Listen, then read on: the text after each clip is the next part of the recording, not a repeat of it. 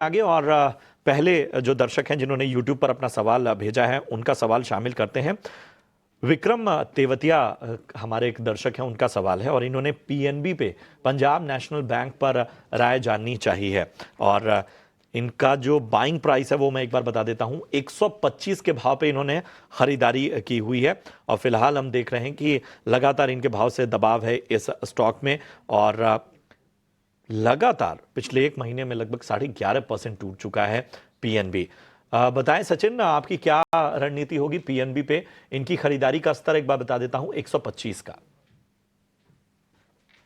Good morning Prashant ji. इनकी खरीदारी से तो काफी नीचे स्टॉक ऑलरेडी ट्रेड करता हुआ दिख रहा है और स्ट्रक्चर भी अगर हम देखिए daily as well as weekly charts पर, सो एक छोटा सा कंसोलिडेशन फेस करता हुआ नजर आ रहा था अराउंड 92 93 के आसपास में। वो लेवल्स भी फर्दर ब्रेक होते हुए नजर आए हैं। वीकली स्ट्रक्चर्स थोड़ा सा वीक हुआ है एंड स्टॉक जो है वो अपने 100 वीक्स के मूविंग एवरेजेस के नीचे सस्टेन करता हुआ ट्रेड करता हुआ नजर आ रहा है। पॉसिबली और फर्दर डिक्लाइन यहाँ पे कंटिन्यू होते हुए नजर आ सकते हैं कमिंग डेज में। लोअर साइड में मुझे लग रहा है ये टारगेट्स हो सकते हैं करीब 84 और 83 के आसपास।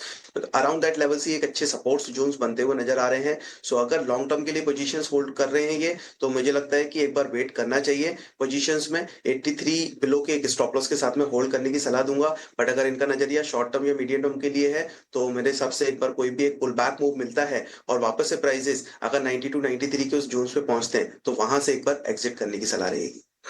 राइट, चलिए 83 या उसके नीचे का स्टॉप लॉस लगाइएगा और शॉर्ट टर्म व्यू यहाँ पर आपको रुकने की सलाह स्टॉप लॉस के साथ। आगे बढ़ते हैं और यूट्यूब से सवाल लेते हैं।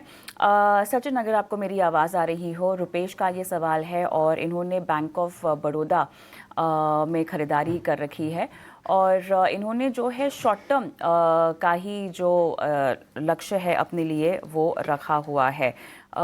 इन्होंने 220 की बाइंग प्राइस है इनकी, सचिन। वेल कविता जी, मुझे लग रहा है कि अभी और फर्दर यहाँ से जो है वीकनेस बढ़ती हुई नजर आ सकती है, लेकिन इनका टाइम ओरिजिन शॉर्ट टर्म का ही है मेरे हिसाब से। तो एक बार कोई भी एक रिकवरी मूव मिलता है, पुल बैक मूव मिलता है, तो वहां पर मैं सजेशन दूंगा कि एक बार एग्जिट कर लीजिए पोजीशंस को।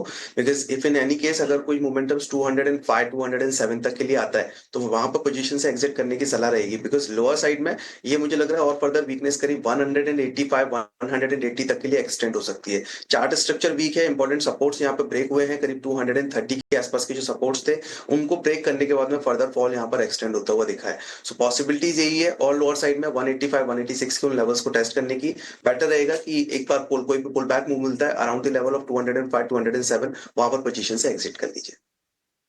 तो ये है राय बैंक ऑफ बड़ौदा पे और इस बाजार में जो हमारे एक्सपर्ट आपको लेवल्स बता रहे हैं उनका विशेष रूप से ध्यान रखना होगा।